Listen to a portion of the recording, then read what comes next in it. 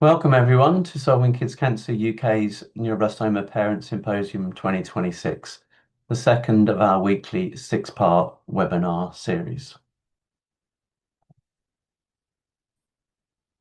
My name is Nick Bird, Chair of Trustees here at Solving Kids Cancer UK. It's my pleasure to be moderating today's session on understanding current frontline treatments, COG and SIOPEN. I am joined today by Dr. Sarah Federico from St. Jude Children's Research Hospital in Memphis, and Dr. Claudia Pasqualini from Gustave Roussy in Paris. Dr. Federico is a pediatric oncologist and director of St. Jude's Solid Tumor Division within the Department of Oncology. She's principal investigator of the ongoing COG ANBL2131 phase 3 frontline trial. Dr. Pasqualini is a pediatric oncologist and physician scientist. Her research interests are in immunology and cell therapies, and she is chief investigator of the ongoing SIOPEN high-risk 2 phase 3 frontline trial. We're very grateful to Drs. Federico and Pasqualini for agreeing to join us today to present on current frontline treatments in high-risk neuroblastoma. Before we begin, I'd like to draw your attention to the Q&A button at the bottom of your displays. If you want to ask questions, please pop them in here throughout the presentations and we will come to them when the presentations are finished. You can also post questions anonymously. And with that, I will pass over to Dr. Federico to invite her to talk about COG frontline studies. Well, thank you so much for inviting me to speak to the group today. As Nick said, I'm going to talk somewhat about the Children's Oncology Group current clinical trial and a little bit of the past on how we got to the current study. So the title of this portion is Building on Yesterday's Discoveries for Tomorrow's Cures. And so as you all are aware, we have made incremental progress in the outcome for patients with neuroblastoma. So on the left hand of the slide, this is an outcome curve where you have time on the bottom and survival on the top. And the top two lines, the goal is to have a straight line across the top with 100% survival. For the low and intermediate risk groups, we have been able to make progress over time and getting closer to that 100% mark. But for the high risk on the right, you can see we still have a ways to go. However, I really do like this slide because the different colored lines are outlining different treatment eras, and the curves have been coming up as survival has gotten better with implementation of using different types of treatments on clinical trials. Of course, it's still unacceptable, but it is coming up, and it's really because of the research that's been done on these clinical studies. And so, the multimodal therapy for high-risk neuroblastoma is very intense. And actually, I love this summary slide on the left that Nick and others put together, kind of outlining the many, many, many different people that have contributed to try and make improvements over time in different countries using different study groups and different treatment modalities. On the right hand of the slide, this is the current standard approach for the United States. And so all patients receive induction therapy in the top, in which they get 5 or 6 cycles. It depends on the trial. We'll talk about that. Currently, it's 5 cycles of chemotherapy. During chemotherapy and during induction, they also have their primary tumor where the cancer started removed. And then their stem cells are collected for the second part of treatment, which is called consolidation. During consolidation treatment, the standard of care in the United States is they receive tandem transplant, so high-dose chemotherapy with stem cell rescue. And there are 2 transplants that they receive back-to-back, followed by radiation therapy The radiation therapy is administered to the location of the primary tumor, so where the patient's tumor cancer originated from. And then if at the end of induction, before going to transplant, a patient has other metastatic sites of disease, then those sites may be radiated as well during the period of consolidation. And indeed, the biggest improvement in improving survival for patients with high-risk neuroblastoma has been incorporated into the post-consolidation therapy. And so in post-consolidation therapy in the United States, patients receive an anti-GD2 monoclonal antibody called dinutuximab in combination with cytokines such as GM-CSF, which allow that treatment to work better. And then they also receive an agent that they take by mouth called Accutane or isotretinoin. And so when we're thinking about the COG trials, we're really thinking about where did we start? And so again, this is highlighting that very important study conducted in the Children's Oncology Group, in which dinutuximab was first, that's the anti-GD2 monoclonal antibody, was first administered in the post-consolidation period for patients with high-risk neuroblastoma. And so this clinical trial was called ANBL2131, and it truly was practice-changing. In this trial, all patients with high-risk neuroblastoma received chemotherapy, transplant, radiation, and then half received antibody therapy and retinoic acid, and half received retinoic acid alone. And in an interim analysis, when they paused to look and see, is this safe and is there a significant winner, it was identified that that top line of patients who received the immunotherapy on the left hand of the slide had an improved survival benefit. So that trial stopped, and that became incorporated into post-consolidation at the end, that third part of therapy for patients with high-risk neuroblastoma. That said, when we look at the most recently completed clinical trial conducted through the Children's Oncology Group, so that includes institutions in the US, Canada, Australia, and New Zealand, on ANBL0532, the 3-year event-free survival, meaning the risk of relapse or not at 3 years, was only 51% for all patients. And so how did we get to this kind of standard of care? And so a couple of trials ago, the Children's Oncology Group conducted the study ANBL532, and really that was asking that question: is one transplant as good or 2 transplants better for patients with high-risk neuroblastoma? And so on this trial that was conducted from 2007 to 2012, patients all received 6 cycles of induction chemo.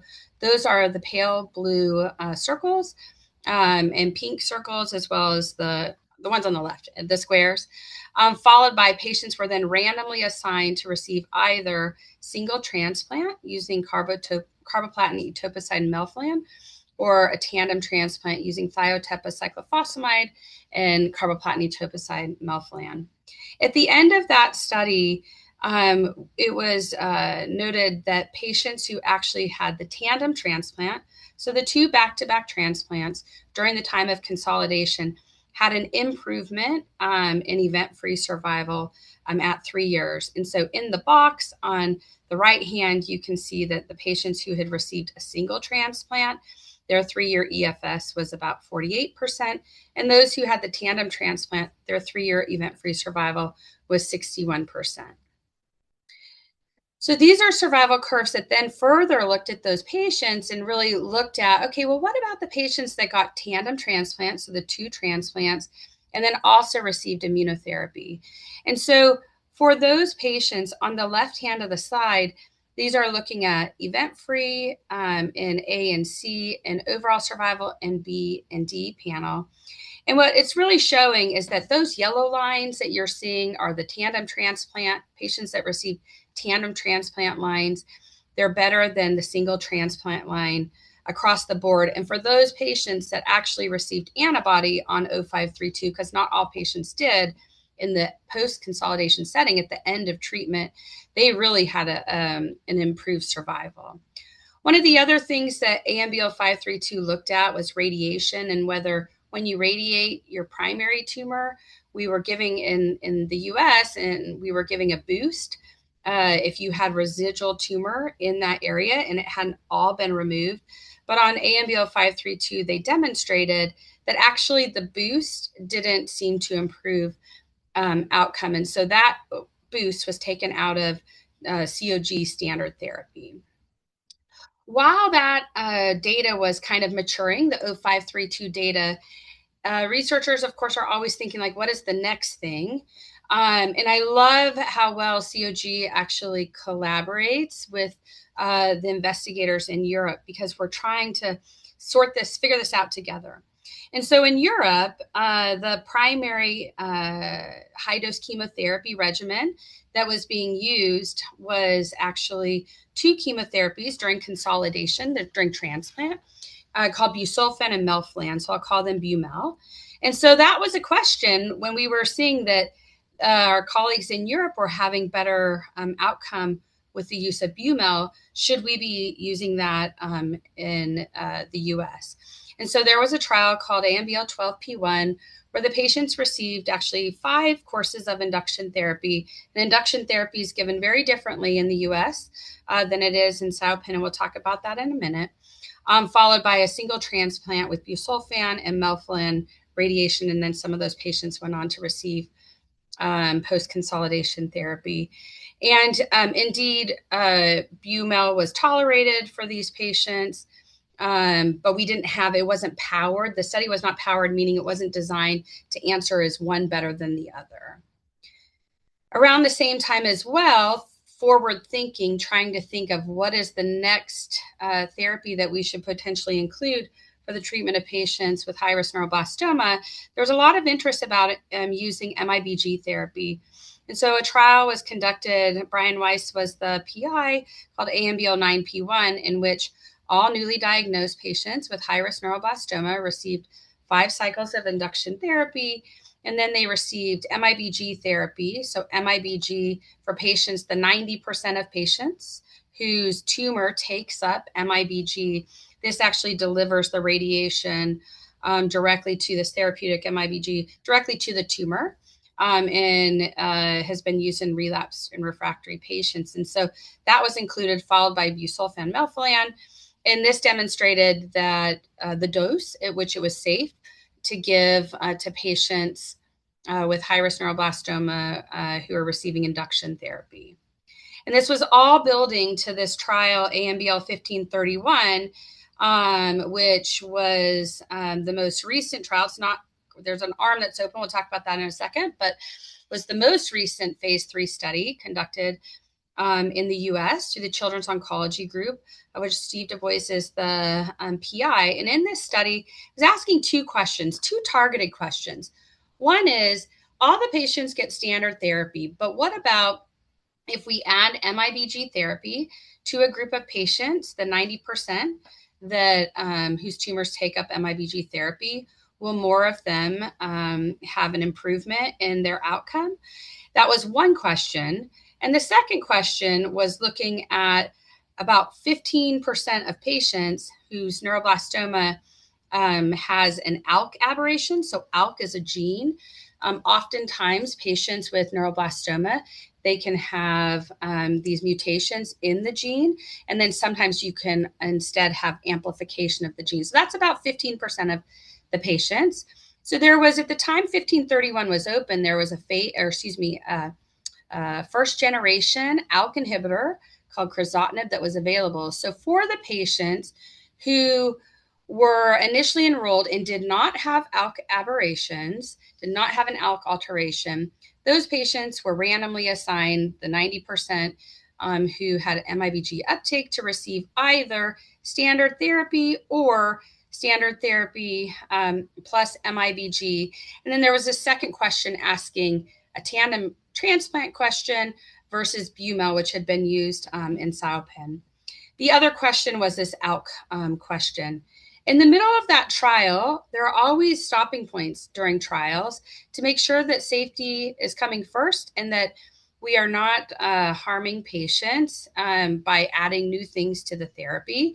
And then we also look at efficacies to see if something is a home run, like the antibody was dinutuximab was in ANBL2131, or if something is not performing as well and not giving the results that we are hoping for.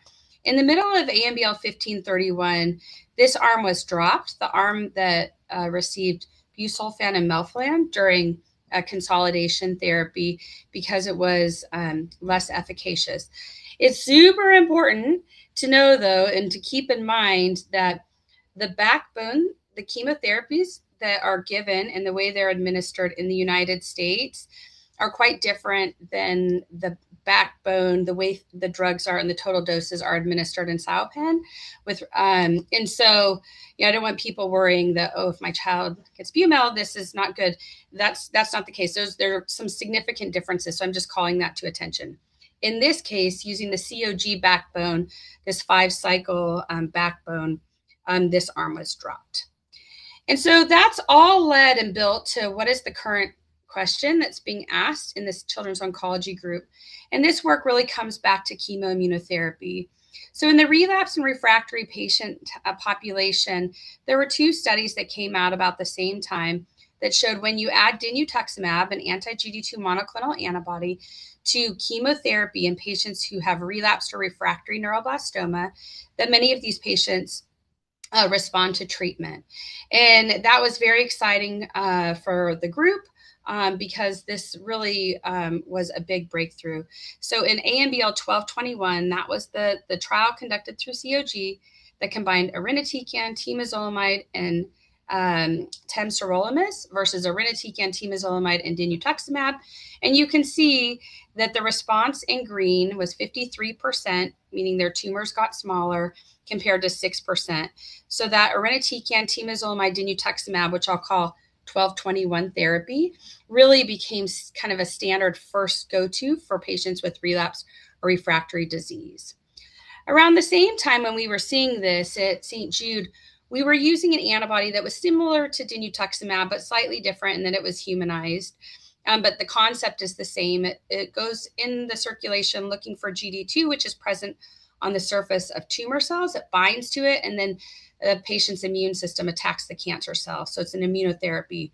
And what we did in MB 2012 is we thought if antibody works to kill the tumor cells and it's tolerated when we give it with chemotherapy, what if in patients with newly diagnosed high-risk neuroblastoma, we gave them together?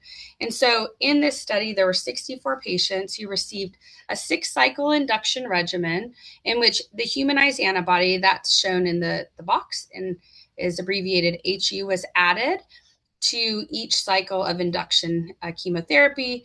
The consolidation treatment was Bumel because at that time the data about tandem transplant was unknown, and the best data that we had was about from the SIOPEN group showing that Bumel was an active combination in consolidation, radiation, and then in the post-consolidation setting, they got the humanized antibody in a similar way as given on the prior studies. And what we found is that the 3-year event-free survival for patients with newly diagnosed high-risk neuroblastoma treated at a single institution, which of course has we always worry about bias, was 73.7%. But this was very exciting to the community and everyone. And when I say community, I mean neuroblastoma physicians and teams everywhere. And then the question was, well, can you safely give chemoimmunotherapy in other institutions? At the time, that was a big question because we didn't know if you could safely do that in patients with bulky disease. And so ANBL17P1 was a pilot study in which patients were treated, enrolled at 9 different facilities across, actually in the US and Australia and New Zealand.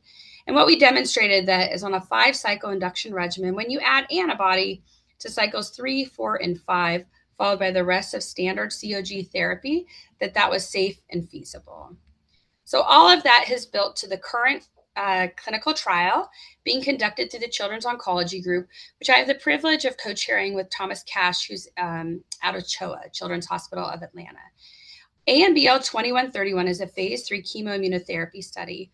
All newly diagnosed patients with high-risk neuroblastoma received the same cycle 1 while we are analyzing the tumor genetics.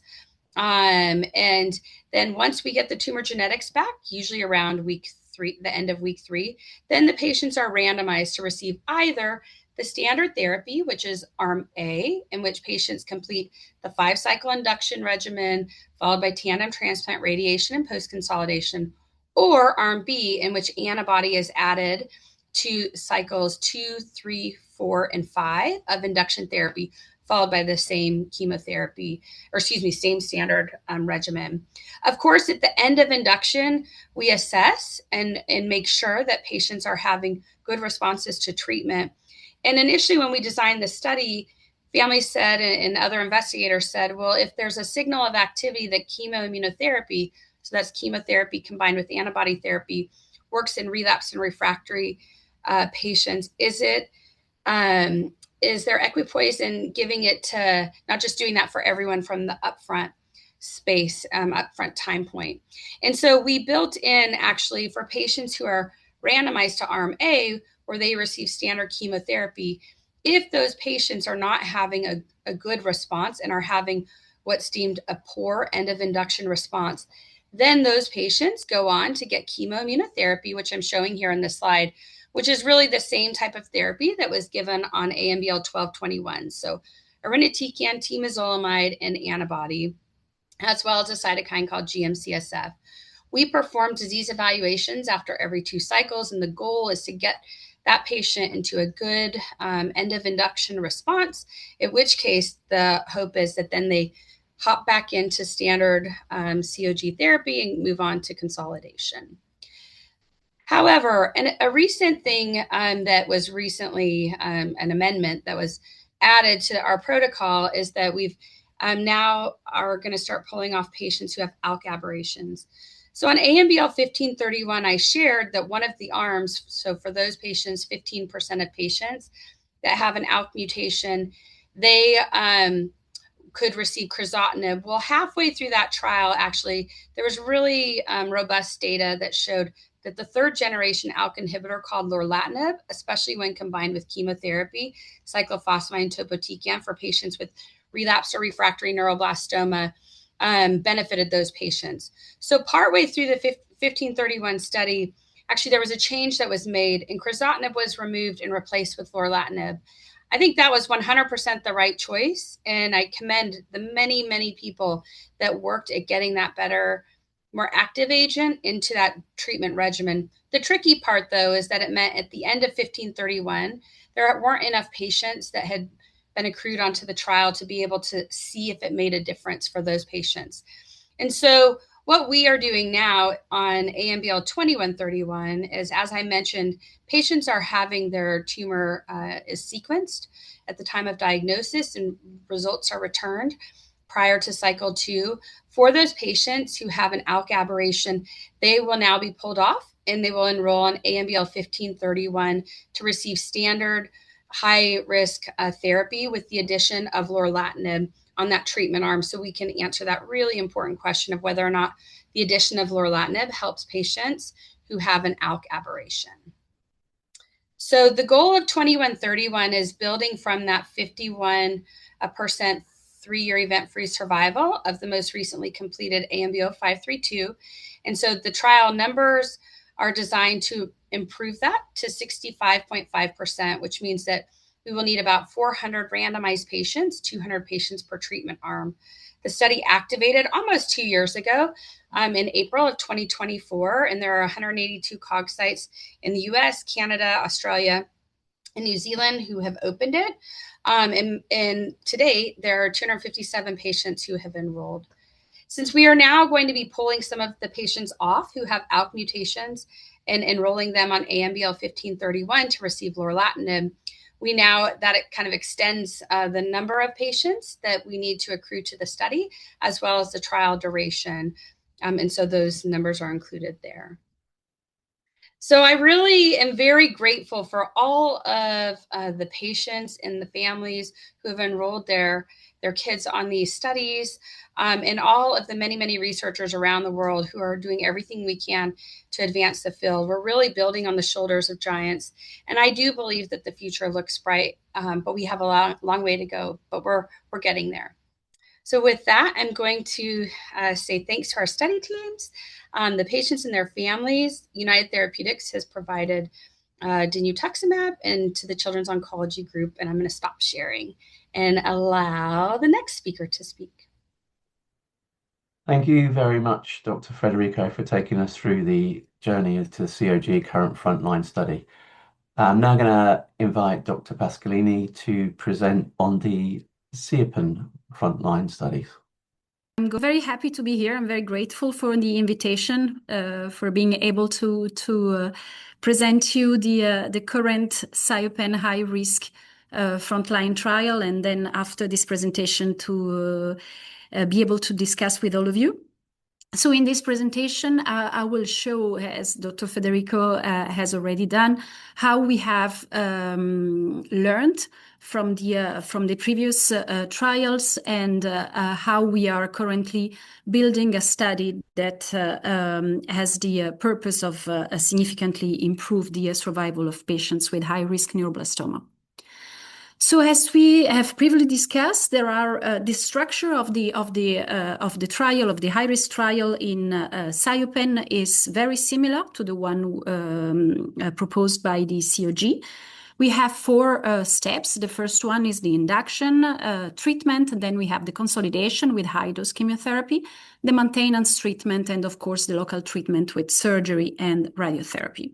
These 4 steps were present also in the previous trial, which was the high-risk one.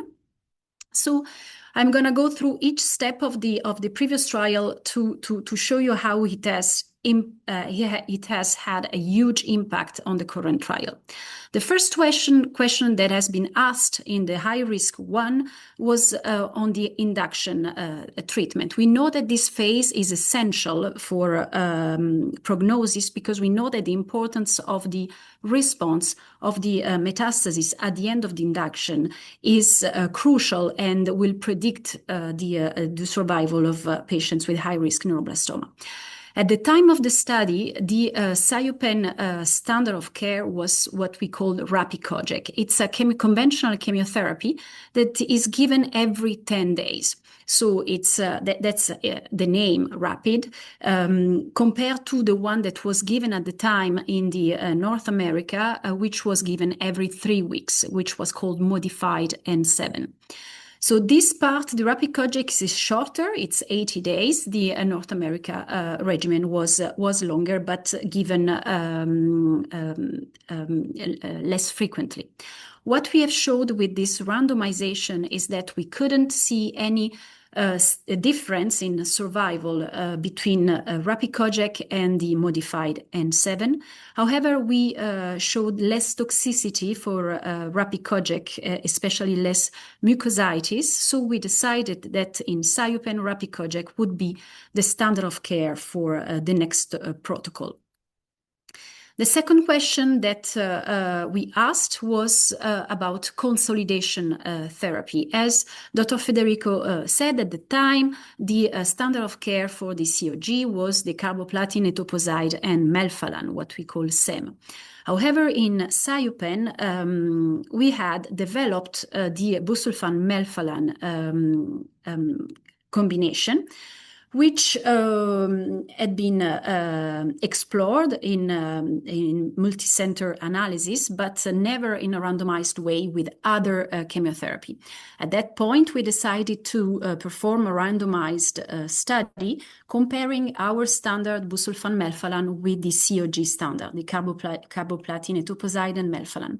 And what we showed in the within the frame of SIOPEN, meaning with the after rapid COG, that's the difference with the COG protocol, we showed that busulfan melphalan was superior to SEM for event-free survival and overall survival. And that is why in SIOPEN, busulfan melphalan is now the standard of care for high-dose chemotherapy.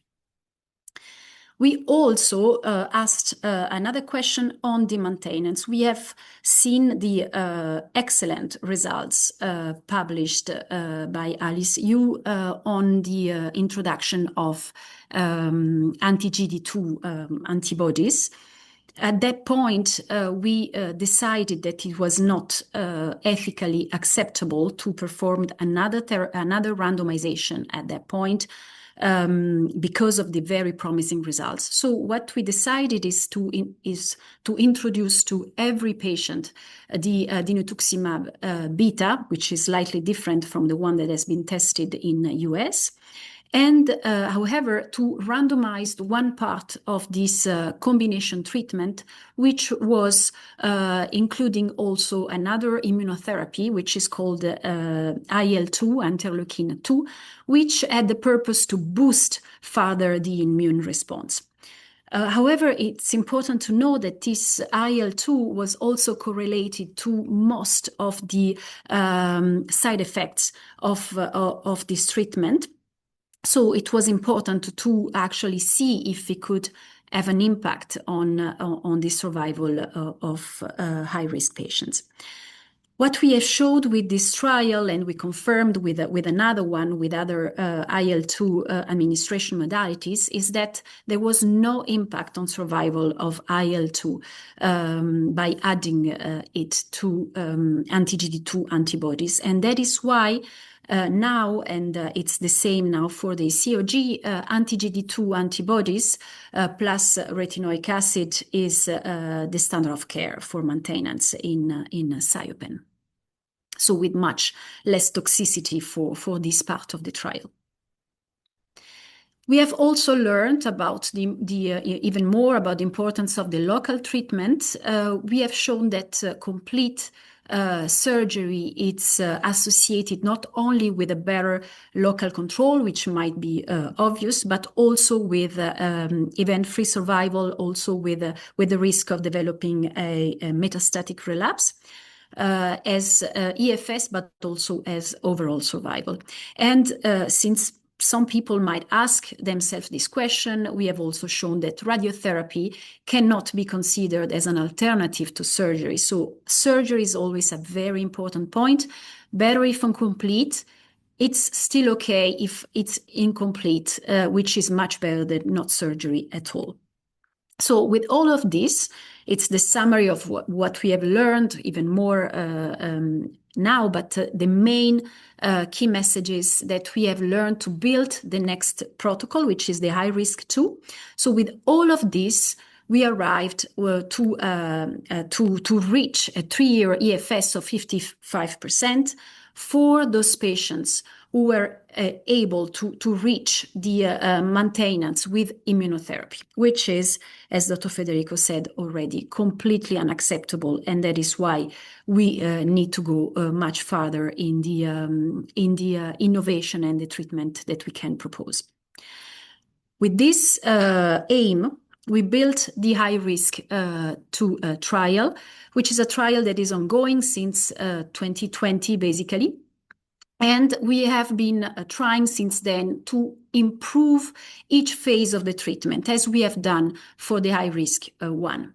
For the first section is the induction. So what we have asked ourselves at the beginning was if we could improve the conventional chemotherapy. So we had showed that Rapid was better than N7 modified.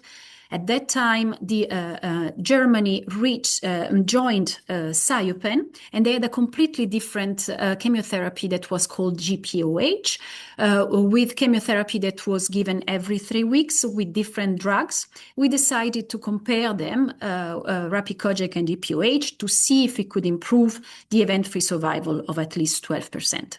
Unfortunately, during this study, Vindazine, which is a key drug of the GPOH regimen, became out of stock worldwide.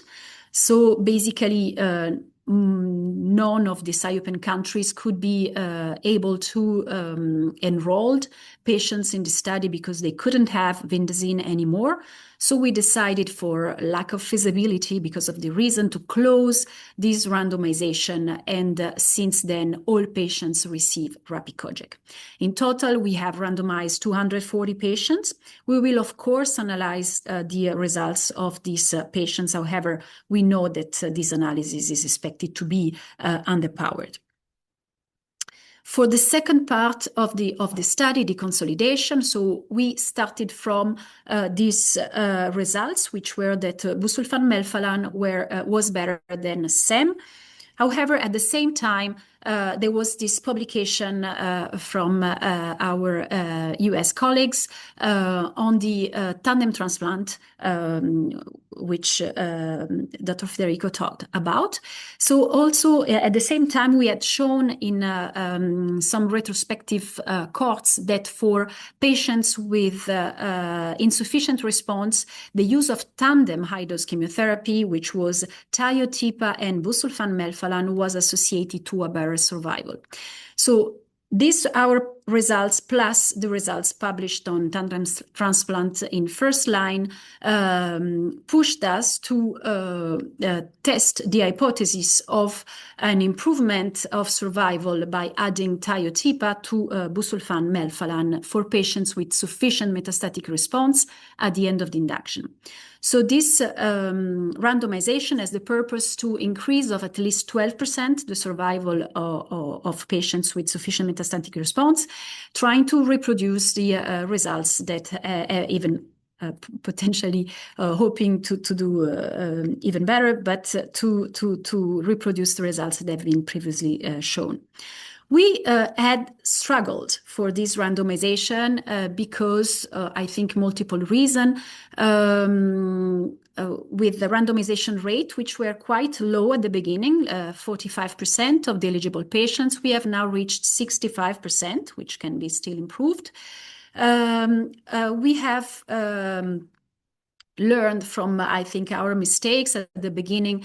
There were very few centers that were able to perform this tandem high-dose chemotherapy, which we understood was very difficult for parents and physicians because referral at this time was very early during the treatment pathway, so it was kind of difficult to perform. So we have improved treatment access by expanding the authorization to almost all SIOPEN centers. We have also learned that this randomization, this tandem high-dose chemotherapy, is not associated with a higher risk of liver toxicity, the veno-occlusive disease, which was the main fear at the beginning of this randomization. I think we have better communicate about this. Then I think all of this have contributed to a significant increase of this randomization rate, which will allow us to reply to this question very soon, I hope. We also try to propose something different for patients whose disease was less chemosensitive, so the ones with insufficient response. Until March 2024, what we proposed is to add a prolonged induction with 3 more cycles of TEMIRI, so temozolomide irinotecan. The purpose was to improve the metastatic response after these 3 cycles, and then for those patients who had a controlled disease to perform tandem high-dose chemotherapy, because we know that these patients have a very bad prognosis, unfortunately, with a 5-year EFS, which was at the time inferior, less than 20%. Today, at least since March 2024, thanks to the results that have been published on relapse and refractory neuroblastoma, we are able to propose something more. We propose 4 cycles of TEMIRI plus dinutuximab beta, so it's the chemoimmunotherapy arm for patients with insufficient metastatic response at the end of the induction. For those patients, we will perform 2 evaluations to see how the disease responded to the treatment, and in case of control disease, proceed to the tandem high-dose chemotherapy. We have obtained the access to this combination for 93 patients. We have been able to propose this combination to 68 patients since the beginning of this arm. The objective of this, it's a single arm study with the objective of improving metastatic response, at least 15%, and we will use the historical control, but especially the TEMIRI control, which was within the same trial to be the comparison of this question, hopefully to see that there is an increase in metastatic response and also a significant impact on survival. And then there is a last question which is ongoing, which is on radiotherapy. So historically, there has always been a radiotherapy of 21.6 gray in SIOPEN at least. What we have decided to do is that we wanted to see if in case of residual disease, which has not the same definition as in COG, we could increase the survival by increasing the radiotherapy on the residual disease. So this is ongoing, has the purpose to increase the survival of 15%. And what also is important is that within this step of the protocol, there is also a quality control, which has been done through a platform which is called Quartet, and has been done until now, at least for all patients included in the trial, being able to guarantee equal access to good quality radiotherapy plan across all SIOPEN countries. And in the very, very next future, after some years of discussions and negotiation, we will be able to open a new randomization for patients with ALK aberrant neuroblastoma. So it occurs in around 15-20% of high-risk neuroblastomas. We will propose to patients with mutation or amplification of the gene ALK in the tumor to be randomized with current high-risk treatment plus or minus lorlatinib, this ALK inhibitor which has already been introduced by Dr. Federico. Lorlatinib has shown promising results in the relapsed setting. However, it has also shown a complex toxicity profile, which has needed to adapt the protocol design in COG. We have followed the lesson learned from the COG on the management of toxicity, and we have applied this modification to the current protocol. We are expected to open in very few months.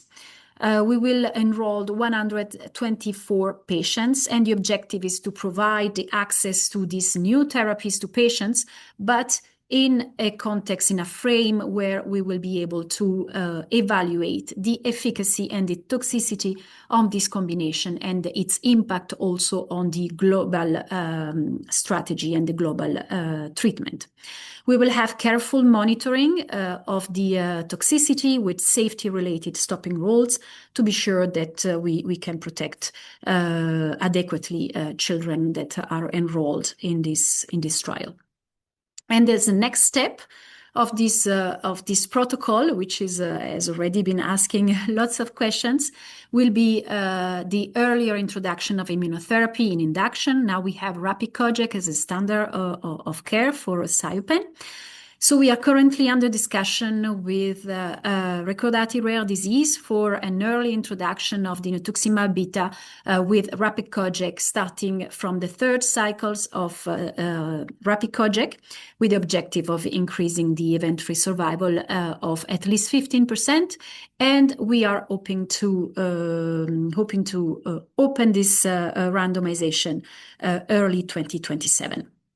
So to conclude, what I really hope that I shared with you is that we have learned so much from the previous strategies. From the previous trial, we have learned from each other, from COG and SIOPEN. Prospective randomized trial have been essential to implement the present and will be also essential to implement the future.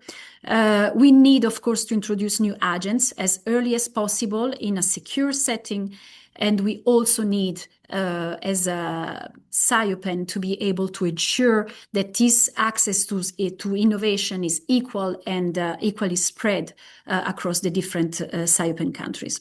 And maybe I haven't underlined this as much as I wanted, but at least for the lorlatinib arm, as well as for the rest of the strategy, the advocate support has been, and I think will be, pivotal in getting access to new agents.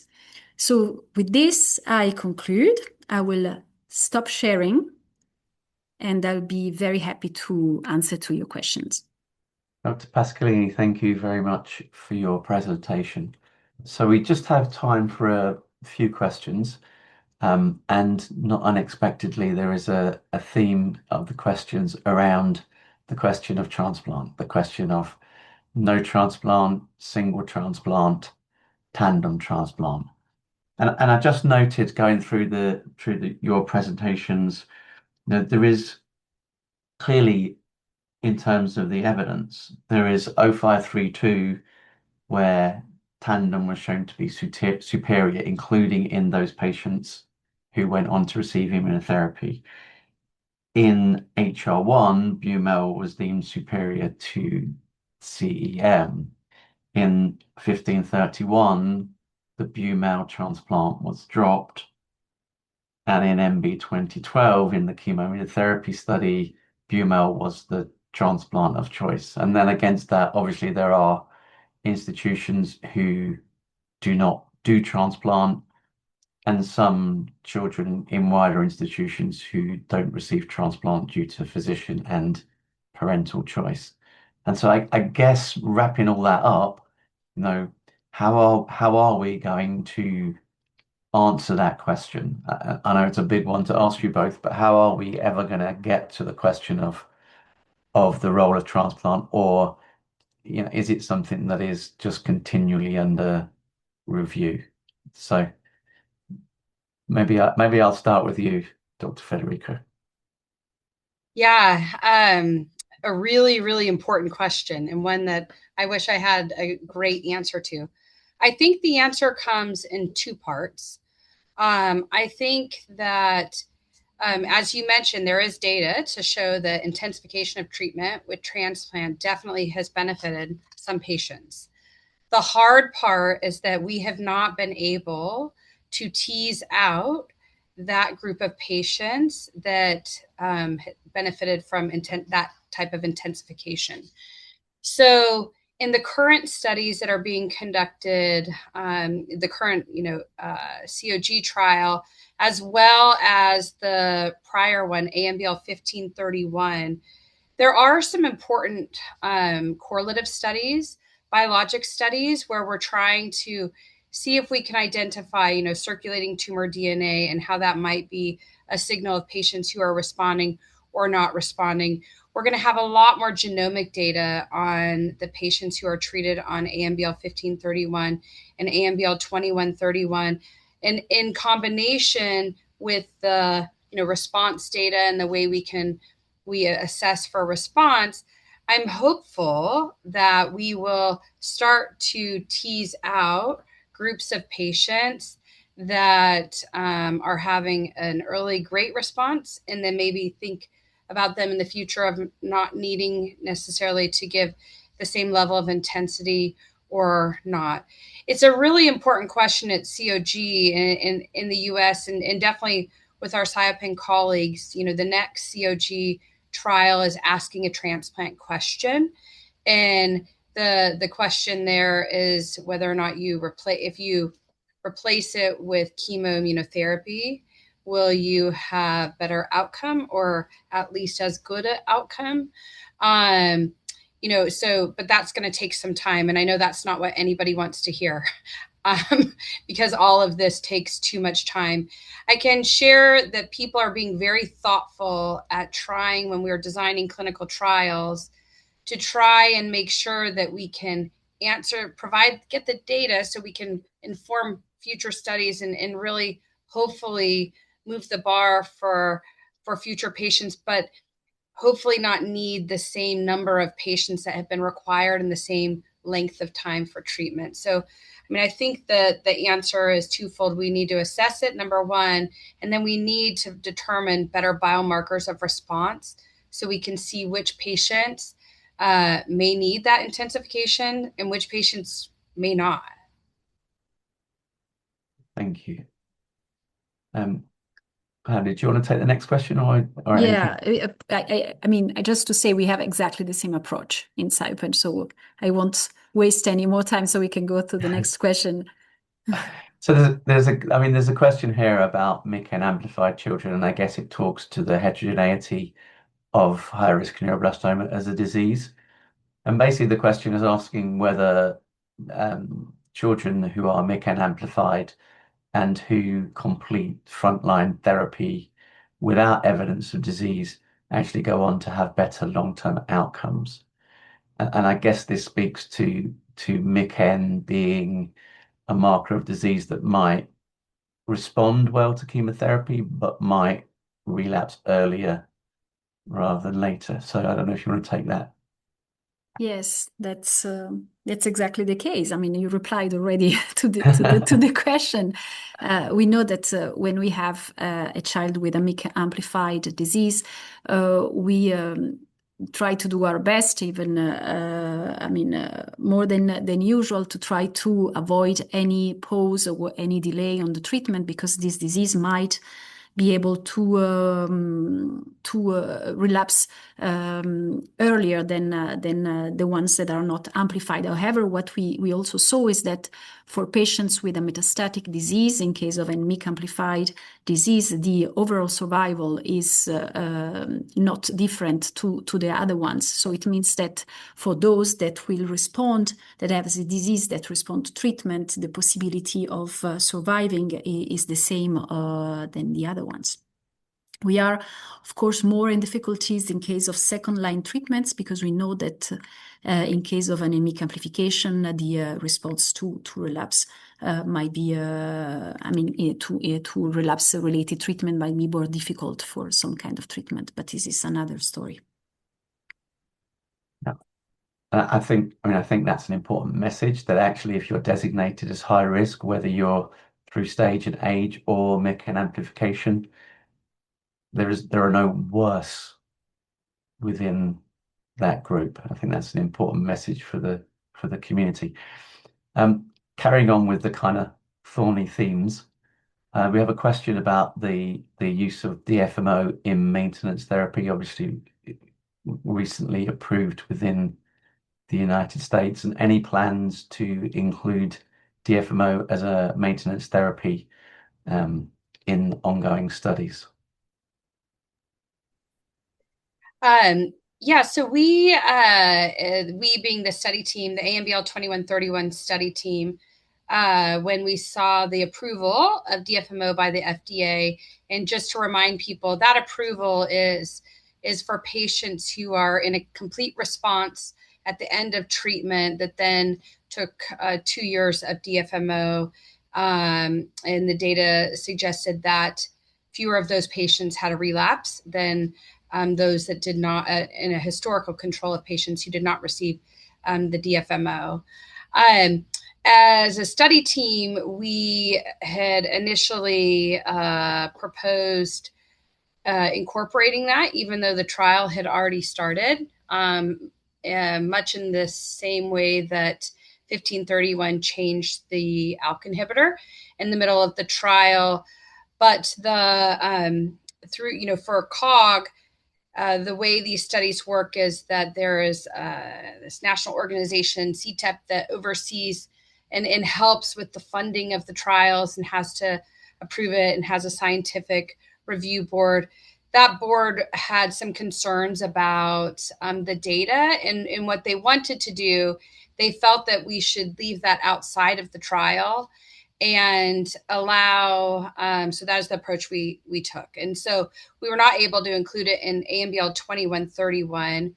However, if families in discussions, of course, with their medical team, are wanting to pursue maintenance therapy after post-consolidation at the end of treatment with DFMO, then those patients are allowed to get that. It has been FDA approved in the US, which means that centers and sites can potentially access the drug, although there have been some logistical issues that I've personally experienced. But I think that the company is working to try and make that more available, but not within the context of the trial.